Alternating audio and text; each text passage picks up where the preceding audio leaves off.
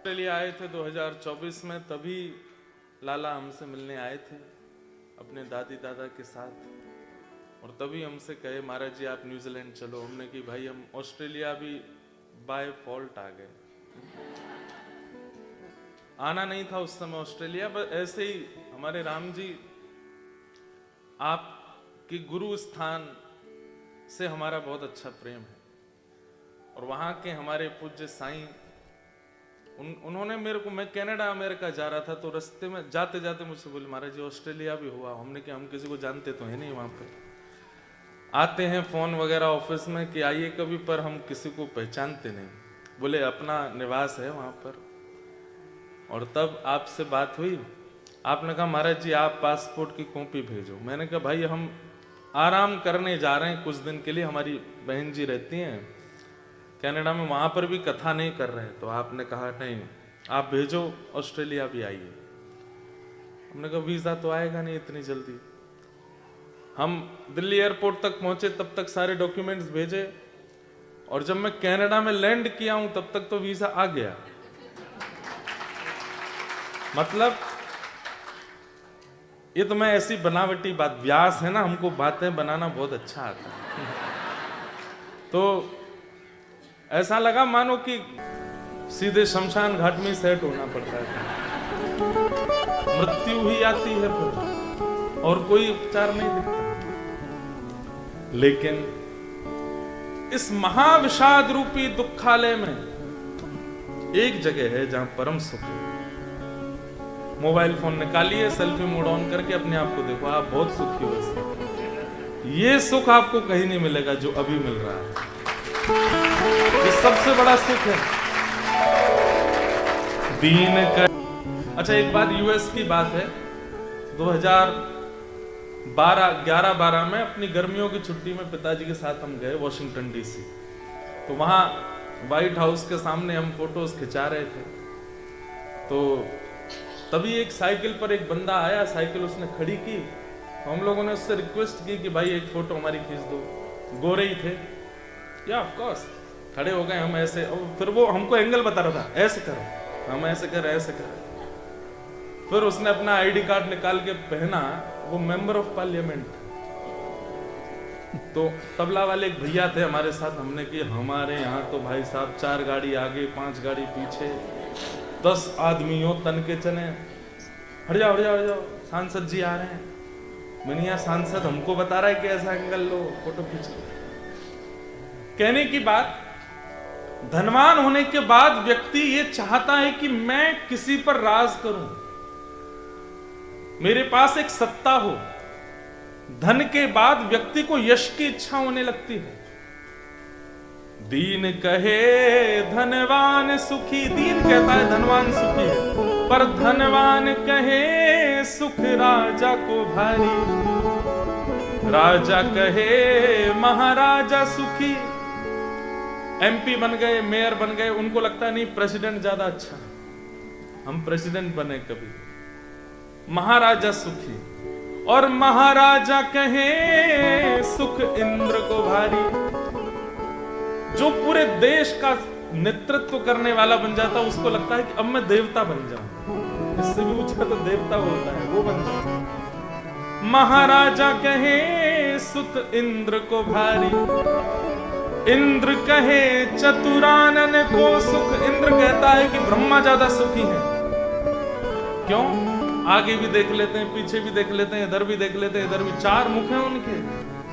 पर ब्रह्म कहे सुख विष्णु को भारी। विष्णु सबसे सुखी है। पर तुलसीदास विचार कहे हरि भजन बिना सब जीव दुखारी।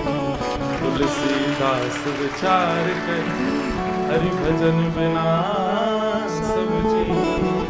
हमारे वृंदावन में आके देखो, यमुना जी के तट पर महाराज एक कॉपिन पहने हुए बाबा, रज लगाए हुए माथे पर, इतने मस्त होकर के नाचते हैं, उनसे ज्यादा सुखी कौन? हमारे गोवर्धन में जाके देखो, 3 बाबा हैं, 3 परिक्रमा रोज गिरिराज जी के लगाते हैं। 1 परिक्रमा इज इक्वल टू 21 किलोमीटर। 3 परिक्रमा कितनी हो गई? कितनी हो गई? 63 किलोमीटर्स एवरी डे। मतलब उनकी 3 परिक्रमा जब पूरी होती हैं, उसके बाद वो केवल बैठते हैं, स्नान करते हैं, तिलक स्वरूप लगाते हैं, दूसरे दिन की परिक्रमा शुरू कर देते हैं।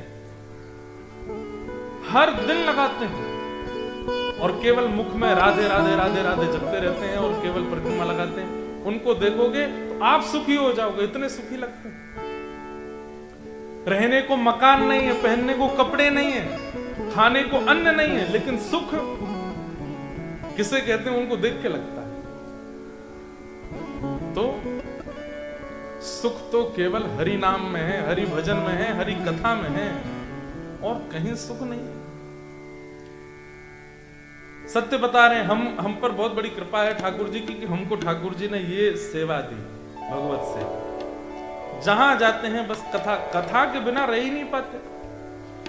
अब इतनी भागदौड़, ठाकुर जी ऑस्ट्रेलिया से भाग के गए, वृंदावन पहुंचे, वृंदावन से जगन्नाथपुरी गए, जगन्नाथ से पन्ना गए। मतलब 4-5 दिन के वृंदावन प्रवास में भी मैं जगन्नाथपुरी भी हुआया, सप्तनिधियों में से पन्ना के ठाकुर जी श्री जुगल किशोर जी भी हुआया, वृंदावन के श्री राधा वल्लभ जी का प्रसाद, राधा रमन जी का प्रसाद, सबका प्रसाद भी पा लिया। कई महापुरुषों के दर्शन भी हो गए, कई सारे भक्तों को दीक्षा भी दिया है। गुरु पूर्णिमा उत्सव पर अपने गुरुदेव को भी प्रणाम करे आए, न्यूजीलैंड भी आ गए, यहाँ आकर के फिर कथा करने लगे। मतलब एक क्षण भी ठाकुर जी की कथा से विलीन नहीं जाता, बिलग नहीं जाता, इसीलिए हम सुखी हैं, परम सुखी। सुख क्या है? भगवत कथा, भगवत रस, भगवत नाम, इससे बड़ा सुख और कहीं नहीं। लेकिन दुख के 2 कारण जिनके बारे में यहां चर्चा की जा रही है, बहुत ध्यान से सुनना। देह स्थिमां सरुधिरे भिमतिम त्यजत्वं जाया सुता दिशु सदा ममतां विमुंच। दुख के 2 कारण कौन कौन से हैं? अहमता और ममता, अहमत्व और ममत्व। सब लोग इधर देखो, ध्यान से सुनो। अहमत्व और ममत्व।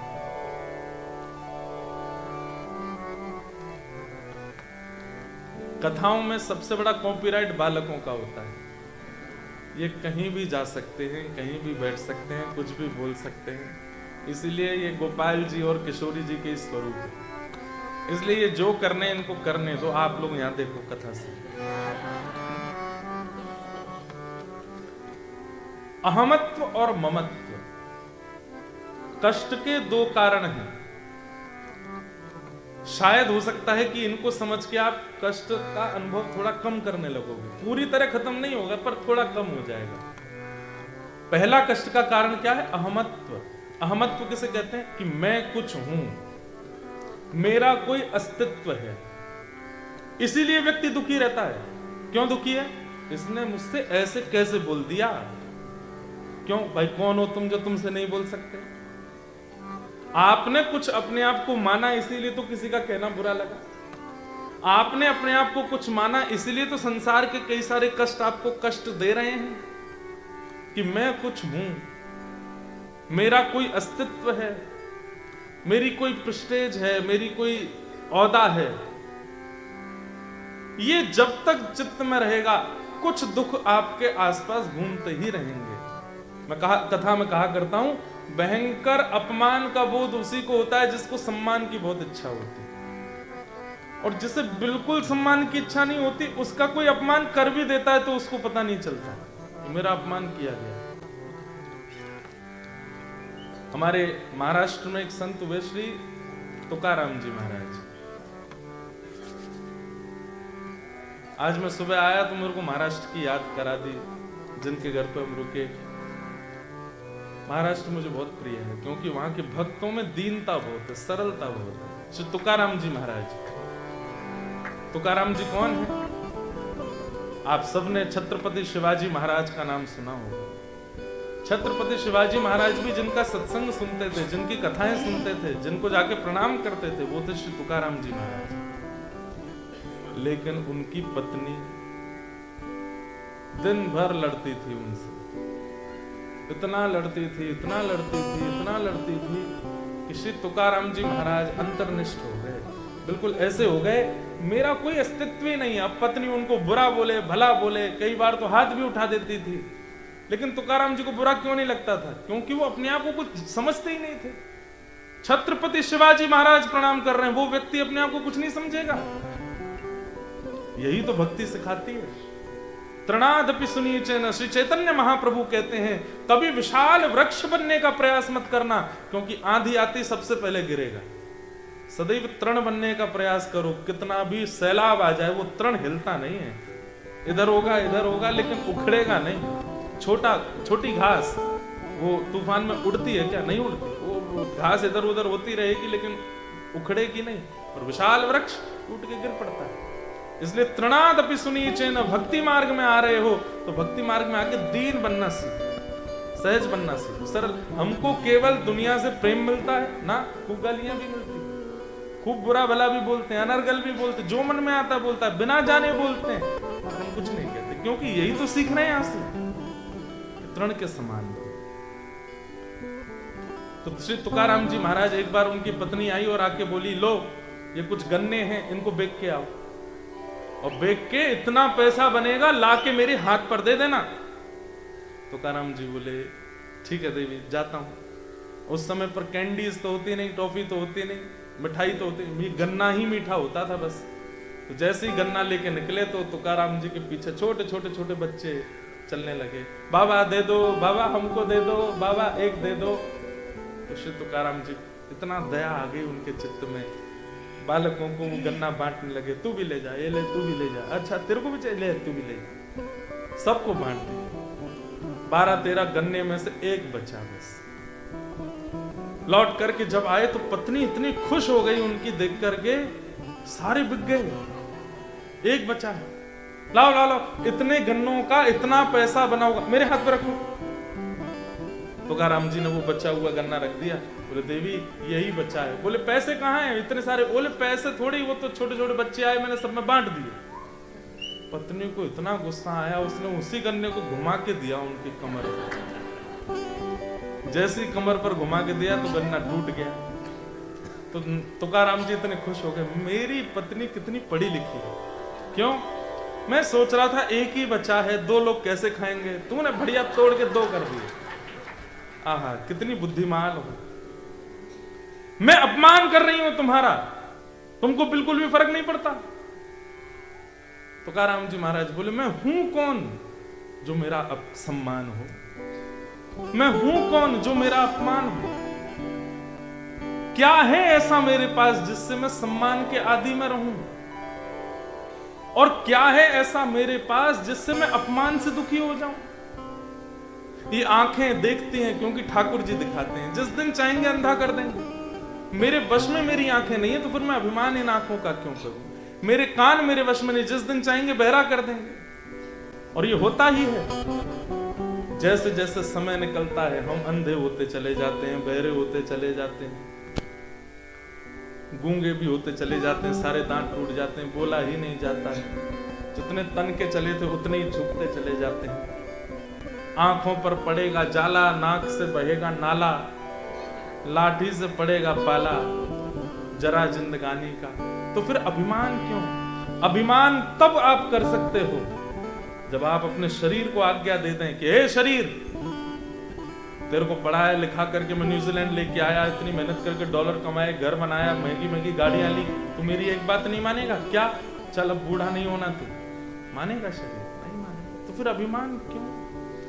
अभिमान उस पर किया जाता है जिस पर आपका अधिकार है, पर जो शरीर आपकी एक नहीं सुनता है उस पर अभिमान क्यों करते हैं? इसलिए पिताजी सबसे पहली बात कि व्यक्ति अहमत्व का त्याग कर दे। आज से ही आप ये सोचना बंद कर दीजिए कि मैं कुछ हूं।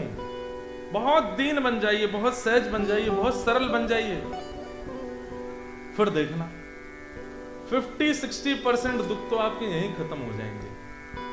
अब दूसरे दुख का कारण क्या बनता है? दूसरे दुख का कारण है ममता। लेकिन मेरे मन ऐसा कहता है कि अहमत्व निकल गया तो ममता भी चली जाएगी। ममता किसको कहते हैं? ये मेरा है, मैं इसके बिना रह नहीं सकता, ये मेरा है, ये मेरी वस्तु है, ये मेरा घर है, मेरी गाड़ी है, मेरे बच्चे हैं, मेरी पत्नी है, सब कुछ मेरा है। ये ममत्व दूसरा दुख का कारण होता है। मैं कथाओं में कहा करता हूं कि आप यहां से निकले, बाहर निकल करके जैसे ही आप मेन रोड पर पहुंचे तो आपने क्या देखा, फुटपाथ पर कोई धुआं उड़ा रहा था। धुआं उड़ाना अच्छी बात है कि बुरी बात है? क्या बात है? बुरी बात है। लेकिन आपने उसको टोका क्यों नहीं? क्योंकि अपना नहीं है। लेकिन उन्हीं में ही कोई अपना हो, आपके चाचा का बेटा हो, आपका ही बेटा हो, आपका बेटा होगा तो क्या करोगे? तुरंत महाराज हैंड ब्रेक खींच करके उतर करके 2 झापड़ दोगे, निकाल के फेंकोगे, घर पे ले जाके उल्टा उसको मारोगे, पत्नी से शिकायत करोगे, बहनों से बोल दोगे, सब उसको डांटेंगे, फटकारेंगे। क्यों? वह बुरी बात आपको बुरी कब लगी? जब अपने नहीं। कोई पराया करे तो आपको कोई फर्क ही नहीं पड़ता। अब हम फ्लाइट में आए, पूछो मत महाराज, बस सात्विक जीवों का विदेश जाने में सबसे बड़ा दुख का कारण है कि फ्लाइट में जो हमारे पास तो लाल जी, अच्छा न्यूजीलैंड लाल जी भी आए हैं, ऑस्ट्रेलिया नहीं आए थे, पिछली साल आए थे, पर अब जब से हम चतुर्भुज हो गए तब से लाल जी वहीं जाते हैं जहां चारों भुजाएं मिले। तो लाल जी आए हैं न्यूजीलैंड भी, तो लाल जी को लेकर के आए। रास्ते में जब भोजन तो नहीं बोलना चाहिए उसको, खाना, जब खाना परोसा जाता है, अच्छा जिस फ्लाइट में भारतीय हो वहां फिर भी चल जाती है चीज, जैसे इंडिया से सिंगापुर आए तो उसमें भारतीयों की संख्या ज्यादा है तो फिर भी ठीक है, वो लोग सब वही भारतीय भोजन करते हैं। लेकिन न्यूजीलैंड से जो यहाँ की फ्लाइट थी, वो सिंगापुर से जो यहाँ की फ्लाइट थी, उसमें तो एक भी, हम 3-4 भारतीय होंगे बस, 1-2 वैष्णव और थे, बाकी तो सब गोरे थे। वो तो क्या ही खाते हैं पता नहीं, इतनी दुर्गंध, मतलब कभी कभी तो लगता है कि इमरजेंसी गेट तोड़ के बाहर कूद जाए क्या। उस समय रक्षा करती है, ठाकुर जी के चरणों का इत्र इस पे लगा लेते हैं, ऐसे बैठे रहते, फिर उनको भी अजीब लगता है कि ऐसे क्यों बैठे हैं। हमारे एक पंडित जी थे, उनके वो तो इकोनॉमी में बीच वाली में और बैठे, 2 इधर बीच में, तो उनको ऑफर और कर रहे थे, you don't want to eat something? अरे देख तो लो तुम क्या खा रहे हो भाई। तो और फिर उसके बाद में शरबत पीते हैं, कड़वी वाली। एक बार की बात है, मेरे को आज याद आई बहुत टाइम बाद, मैं पिताजी के साथ आ रहा था वापस नॉर्थ अमेरिका से, तो हमारे बगल में एक चाइनीज बैठा था। अब वो खावे कम पिए ज्यादा, पीते भागवत में भगवान कहते हैं शरीर जर्जर होना है, ये उसको पता लगने लगेगा केवल ये दुस्वभाव आने से ही। शरीर की पीड़ा भी उसको ये लगेगा कि ठीक है, जीवित रहने के लिए औषधि लेनी है, डॉक्टर को दिखाना है, पर उसकी पीड़ा से बहुत चिंतित नहीं रहेगा। हमारे वृंदावन के अधिकतर महापुरुष गंभीर रोगों से ग्रसित हैं, ऐसे ऐसे रोग हैं कि उन रोगों का उपचार भी नहीं हो पाता है। हमारे यहाँ के कई महाराज जी ऐसे, वो दवाइयां भी नहीं खाते। पूज्य श्री मलुक पीठ वाले महाराज जी वो औषधि नहीं लेते। अब बन जाता है कोई ना कोई रोग, डॉक्टर कहता महाराज जी औषधि तो लेनी पड़ेगी, ना औषधि नहीं लेंगे, पता नहीं है किसने बनाई होगी, कहाँ बनी होगी, कैसी बनी होगी, इसको लेंगे रोग तो ठीक हो जाएगा लेकिन भगवत प्राप्ति में बाधा आ जाएगी, दवाई नहीं लेते। लेकिन उनकी कथाएं सुनो, उनके सत्संग में बैठो, उनकी बातें सुनो, वो हजारों मानसिक रोगियों को प्रसन्न कर देते हैं स्वयं रोग में होते हुए भी। क्यों?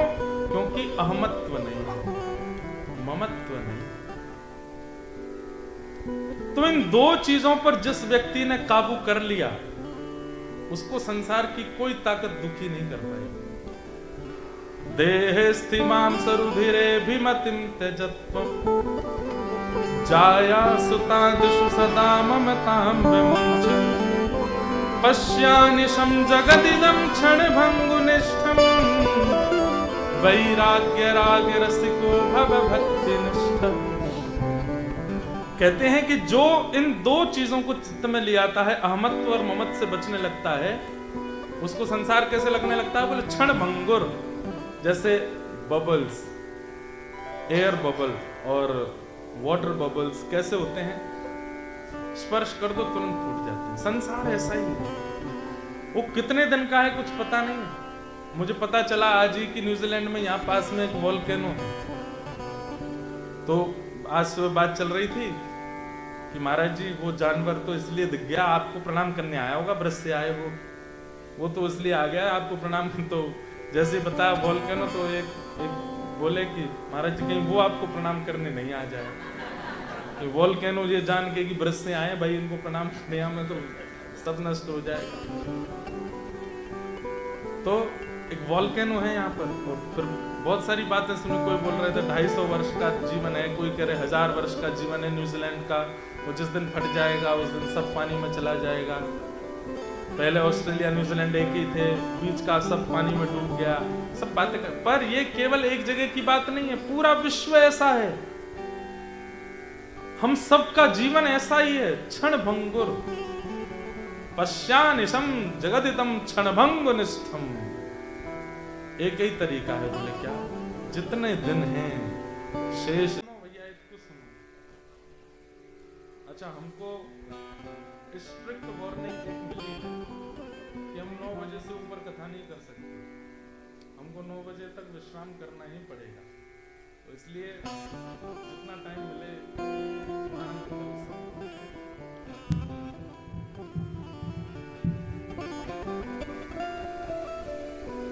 श्री रसखान जी, जिनके लिए हम सोच के ही आए थे, इनका नाम मूलतः रसखान नहीं था। एक तो ये मुस्लिम थे और फिर ब्रज में आकर के इन्होंने ऐसी प्रेम निष्ठ भक्ति की कि लोगों ने इनका ब्रज में नाम रख दिया रस की जो खान है। खान जानते हैं? रस का जो भंडार है, रस की जो खदान है, रस का जो समूह है, उनका नाम रख दिया रस खान।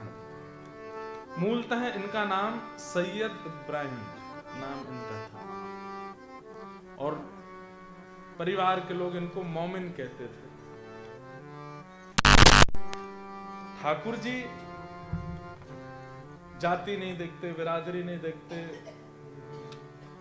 देश नहीं देखते, रूप नहीं देखते, रंग नहीं देखते। हम सब देखते हैं, हम मानव लोग सब देखते हैं, पर ठाकुर जी नहीं देखते। और ठाकुर जी अगर ये देखने लगे तो वो जगन्नाथ कैसे?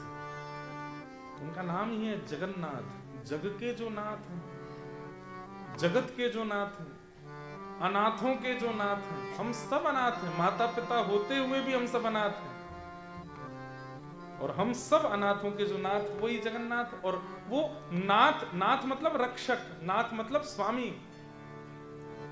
नाथ मतलब हमारी हर स्थिति में हमारे संग रहने वाला, सबके नाथ।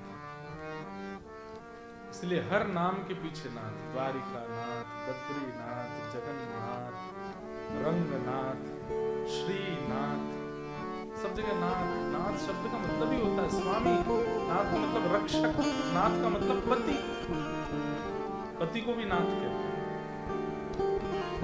हम सबके नाथ। रसखान शायद इब्राहिम पठान कुल में जन्मे थे। अब रसखान जैसे भक्तों के चरित्र को सुन के आपको एक चीज स्पष्ट हो जाएगी कि आपके चाहने से ठाकुर जी आपको प्रिय नहीं लग सकते। ठाकुर जी को आपके ऊपर दृष्टि पड़ी है, इसलिए आपके अंदर उनके प्रति प्रेम है।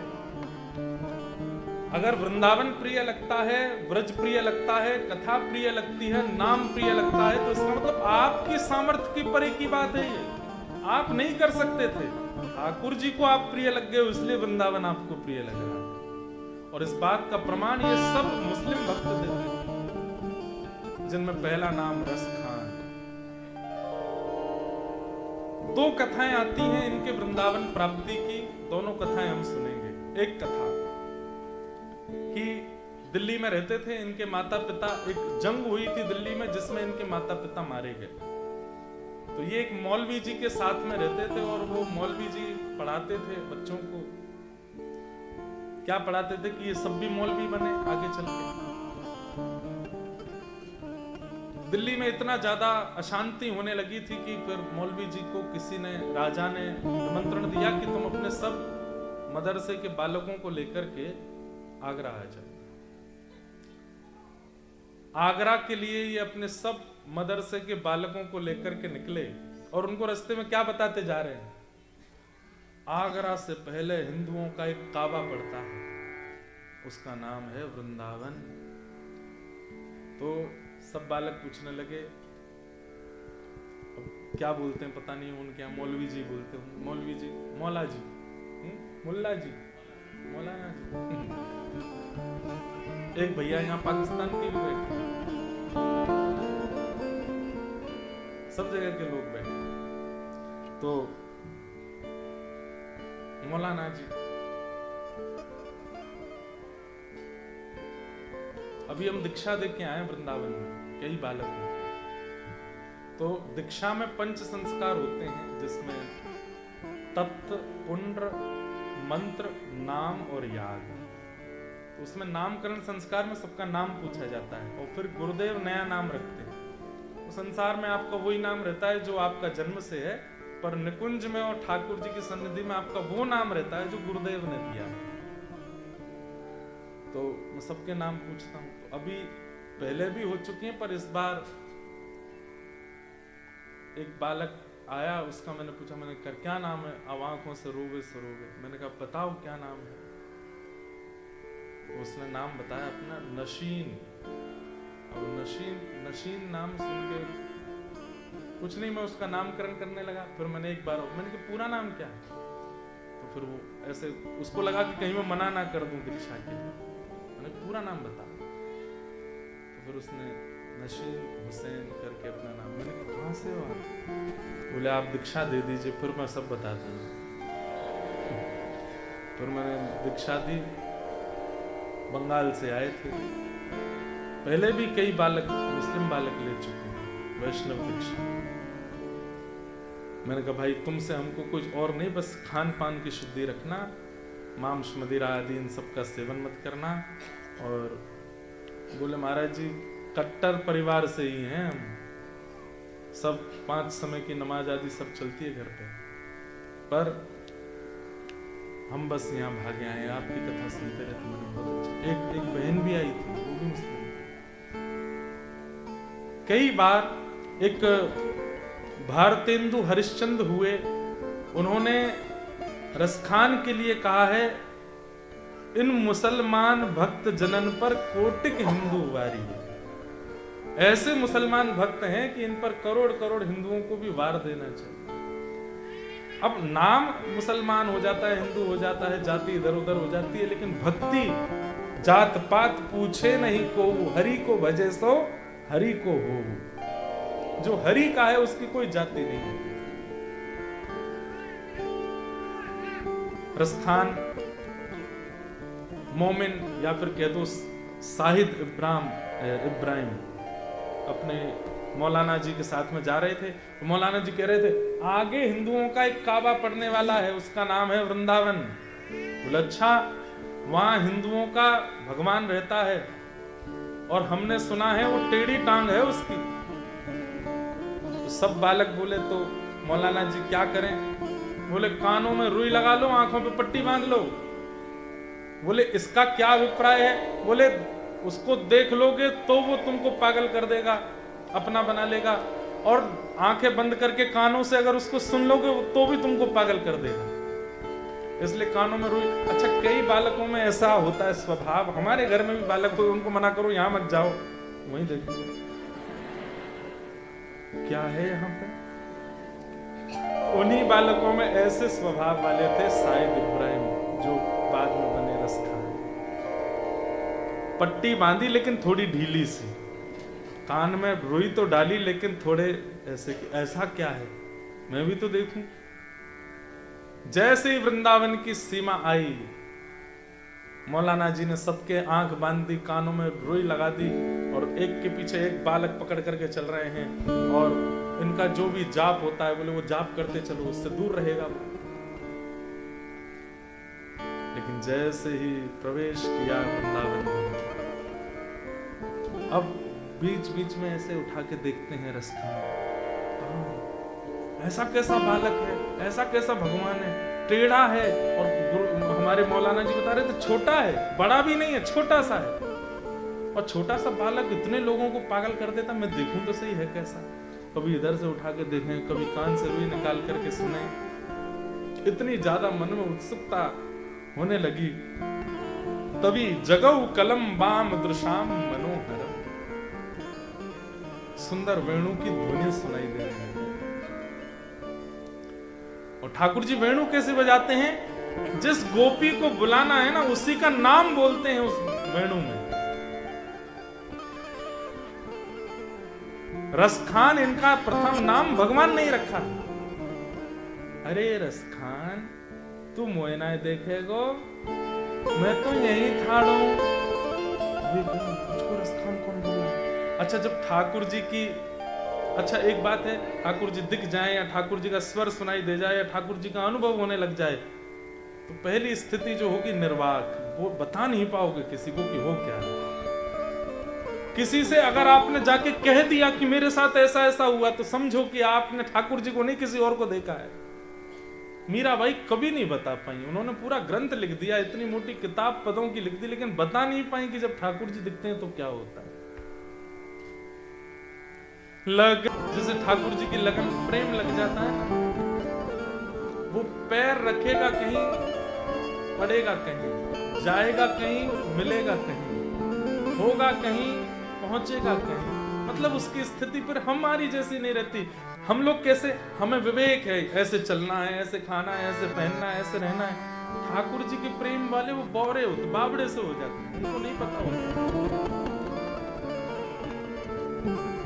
रसखान चलता जा रहा है और वो स्वर कान में आता है, अरे तू आजा, मैं यहाँ खड़ा हूं, अरे देख यहाँ को देख ले एक बार। इतना सुंदर स्वर कि रसखान स्वयं को रोक नहीं पाया। प्रेम के जितने स्वरूप होते हैं, इस बार एडिलेड में कथा हुई थी, वहां मैंने प्रेम के 8 स्वभाव बताए थे, और वो 8 स्वभाव एक साथ रसखान में प्रकट होने लगे, जिसमें पहला है नेत्रों से अश्रु गिरना, दूसरा है शरीर के रोंगटे खड़े होना, तीसरा है शिवरिंग होना, हाथ पैर कांपने लगना।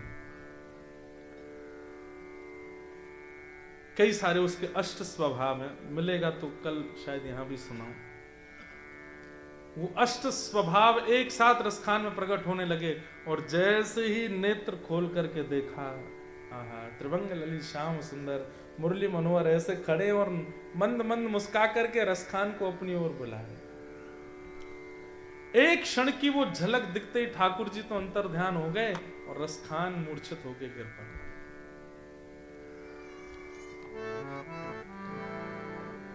यहां मौलाना जी सब बालकों को लेकर के गए, और जैसे ही वृंदावन की सीमा पार हुई, बोले खतरा टल गया, पट्टियां खोल लो, रुई निकाल लो।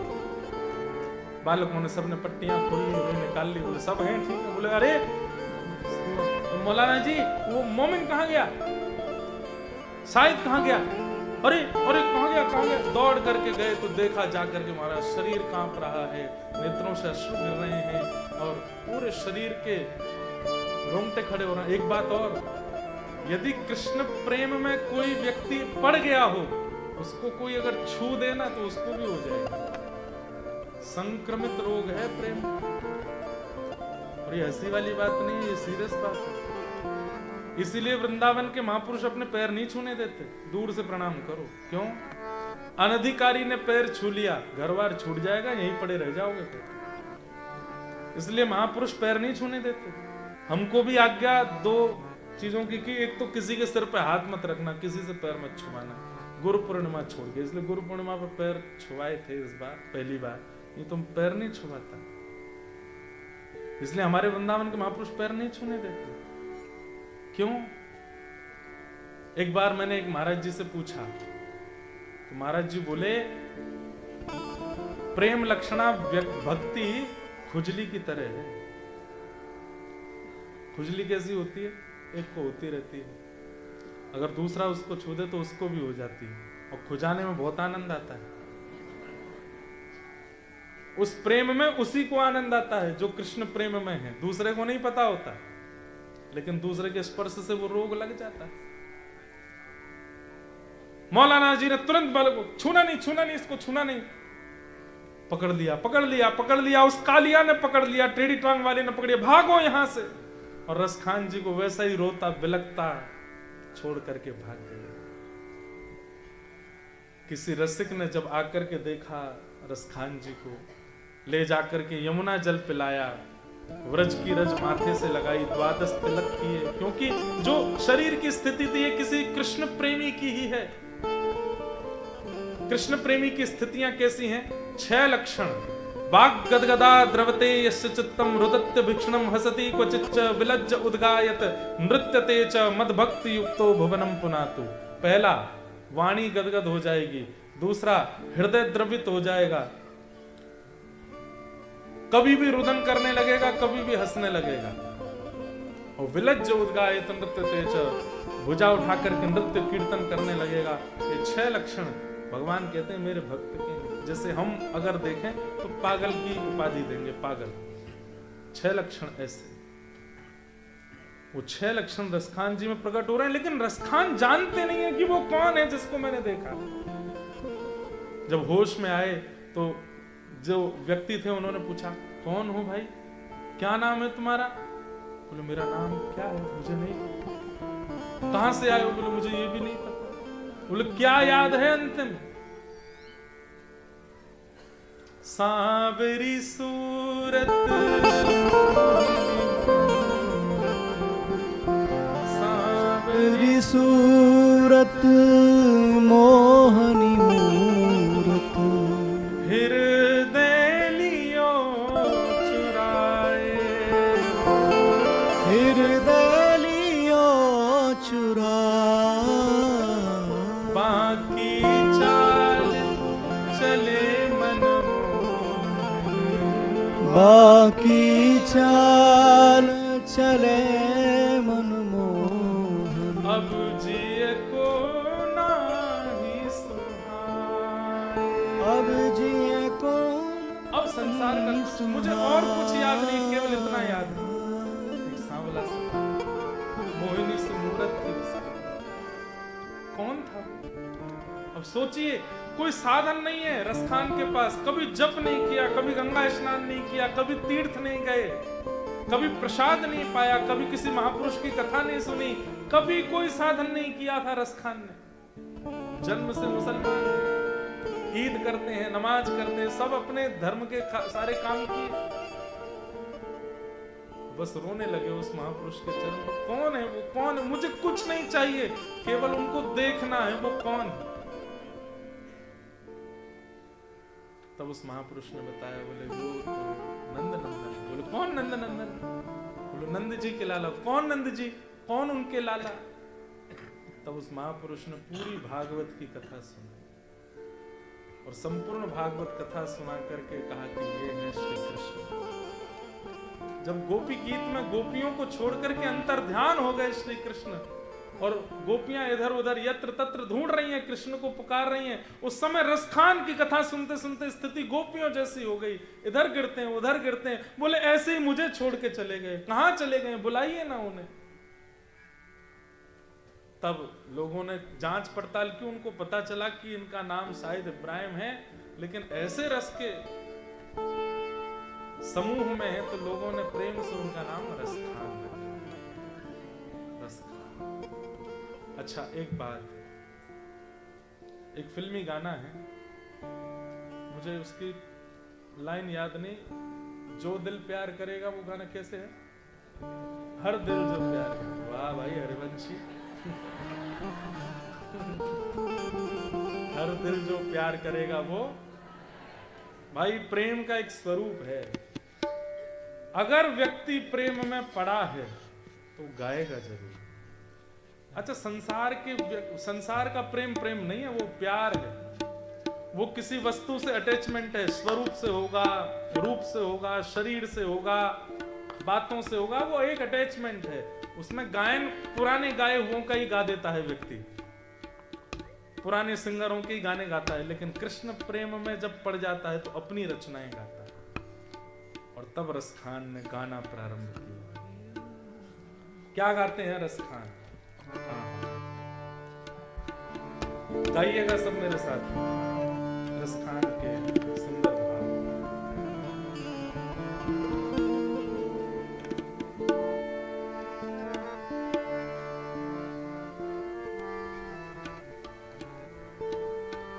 करके मेरी आंखें सूज गई, मेरी स्थिति विचलित हो गई। तभी मैंने एक दिन एक कुंज में देखा। कुंज किसे कहते हैं? सघन वन में जहां बीच में अवकाश हो, उसको कुंज कहते हैं। सघन कुंज में मेरी दृष्टि पड़ी, तब मैंने क्या देखा? रत्न सिंहासन पर आहा अनन्य चूड़ामणि श्री राधिका जी विराजमान थी और उनके चरणों में सिर झुका करके श्याम सुंदर बैठे। मैंने वहां देखा। क्या संकेत करना चाहते हैं रसखान? तुम कितने भी साधन कर लो, पर श्याम सुंदर तो श्री जी को नाम भजवे से ही मिलेंगे, किशोरी जी को नाम भजवे से ही मिलेंगे। श्री राधा श्री राधा श्री राधा जपवे सो ही मिलेंगे। देखो दिरो वह कुंज कुटीर में रयो पलोटत राधिका। बस यहां दर्शन हुआ श्री रसखान जी को। पहला दर्शन तो हो ही चुका था, दूसरी बार यहां दिखे। इसके बाद रसखान जी को अब संसार नहीं सुहाता। रसखान जी ने तब एक आचार्य से कहा कि मैं क्या करूं, अब मुझे श्याम सुंदर दिख गए हैं, अब मेरी स्थिति उसको मैं कैसे अपने वश में करूं, क्योंकि वह मैं अपने शरीर के गतिविधियों को वश नहीं कर पाता। तब कहा कि किसी भगवत प्राप्त और भगवत दर्शन कराने वाले महापुरुष की दीक्षा लो। तब श्री रसखान जी ने गोसाई श्री विठलनाथ जी से दीक्षा प्राप्त की, श्री वैष्णव ब्रह्म संबंध प्राप्त किया। ब्रह्म संबंध प्राप्त करने के बाद वही हुआ जो हर भक्त के साथ होता है। क्या? एकांत वासा। श्री रसखान जी गोकुल के पास भयंकर वन के भीतर यमुना जी के तट पर महावन में जाके रहे और वहीं रहकर के श्री रसखान जी ने ठाकुर जी की मधुर मधुर लीलाओं का दर्शन किया। एक बार गोस्वामी तुलसीदास जी महाराज का ब्रजमंडल में आगमन हुआ। दो तुलसीदास जी को जानते हैं सब? जानते हैं? रामचरितमानस की रचना की, हनुमान चालीसा की रचना की, कवितावली की रचना की। ऐसे श्री रसखान जी, श्री गोस्वामी तुलसीदास जी वो ब्रजमंडल आए। ब्रजमंडल में 5 संतों से मिले, रसिकों से मिले श्री तुलसीदास जी। उनमें से एक थे श्री रसखान। कैसे मिले? एक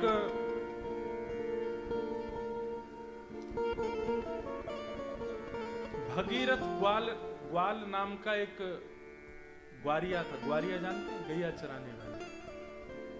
अच्छा, एक बात और पता चली आज हमको। आपकी न्यूजीलैंड की जनसंख्या है 53 लाख। कितनी है? 53 लाख। और यहां भेड़ बकरियों की जनसंख्या 1 करोड़। गायों की जनसंख्या 60 लाख। अगर भेड़ और गैया मिलके एक फौज बना के यहां के मानवों पर आक्रमण करें तो हरा देंगे। आप 53 लाख हो, वो 1 करोड़ 60 लाख।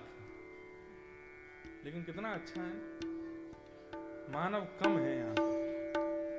आप लोगों के लिए एक फायदे की बात है कि यहाँ आपका भजन बहुत अच्छा हो सकता है, वजन भी हो सकता है, भजन भी हो सकता है। भजन बहुत अच्छा बन सकता है। क्यों? क्योंकि शांति है। लेकिन दुर्भाग्य की एक बात है कि ये सब जो है ना, ये भोग नगरियां हैं, ये भोग देश है। यहाँ भोग बहुत इजी है। आंखों के, कानों के, नाक के, जीव के, त्वचा के जो भोगी वस्तु हैं वो बहुत इजीली यहाँ मिल जाते हैं। इसलिए भजन थोड़ा दिक्कत देता है। लेकिन भैया कमल कीचड़ में ही खिलता है। यहां अगर आपने रह के भजन कर लिया तो शायद आपको ठाकुर जी बहुत जल्दी मिल जाएंगे, क्योंकि इन भूमियों पर भोग बहुत सहज है। इसलिए यहाँ की शांति का फायदा उठाइए, यहाँ के वातावरण का फायदा उठाइए, यहाँ की जो पीस है, जो वातावरण है, उसका फायदा उठा करके भगवत भजन में लगो।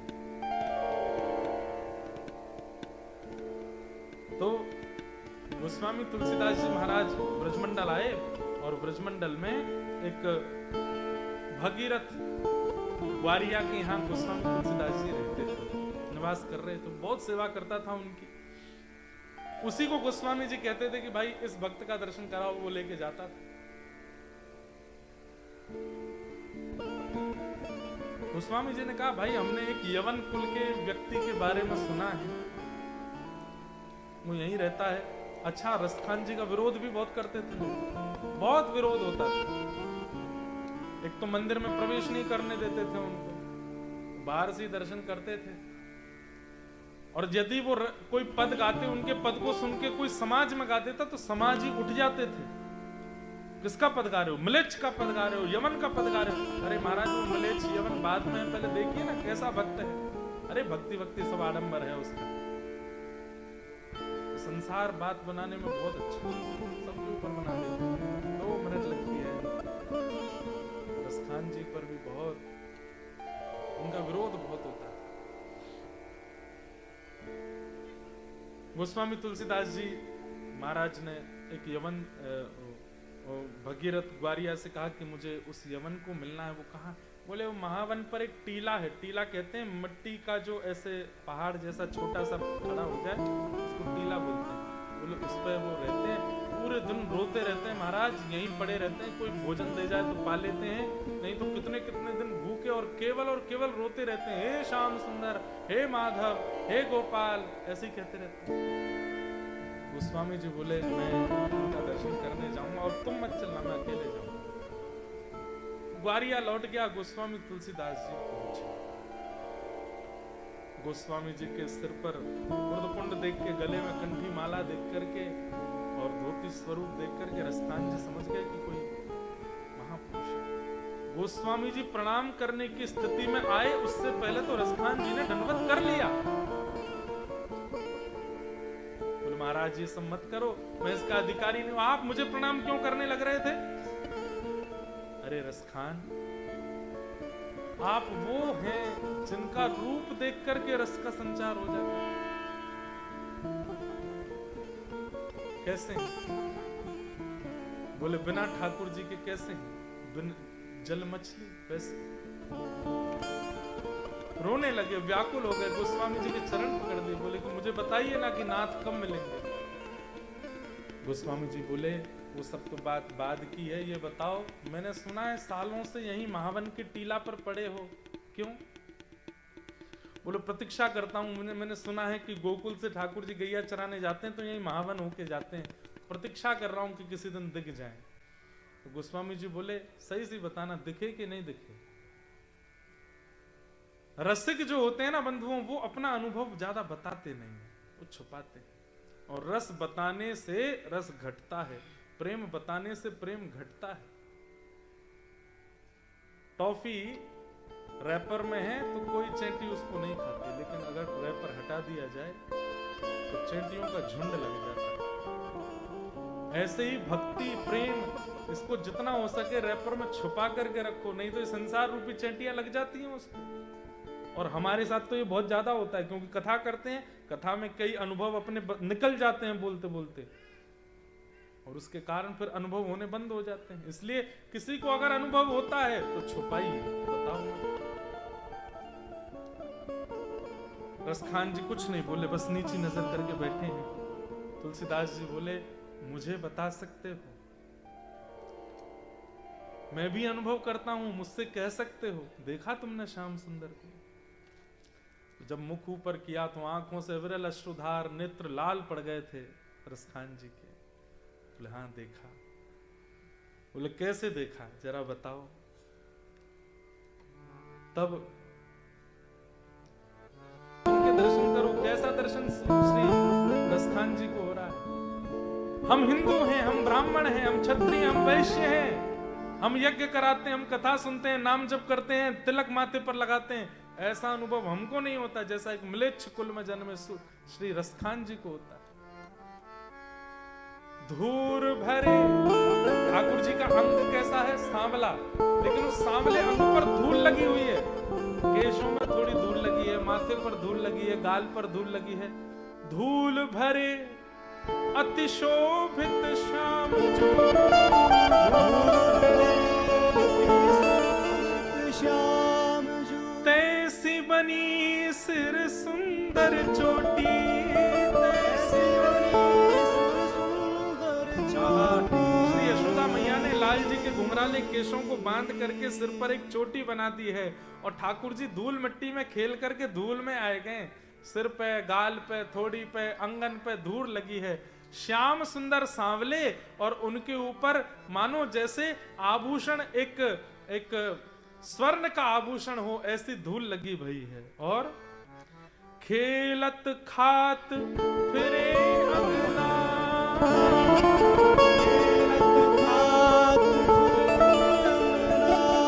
पग पे जनी बाजत पीर कठोरी,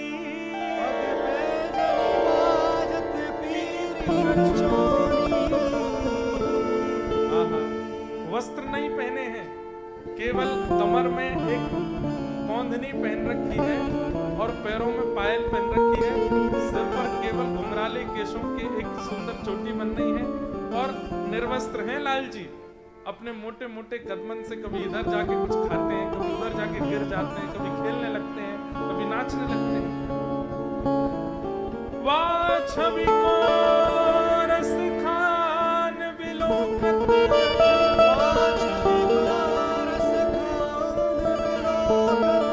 भारत काम कला निज कोटि, भारत काम कला। इस रूप का दर्शन करके श्री रसखान जी दूर से ही बलैया ले रहे हैं ठाकुर जी की। इतने सुंदर लग रहे हैं ठाकुर जी, इतने सुंदर लग रहे हैं। काग के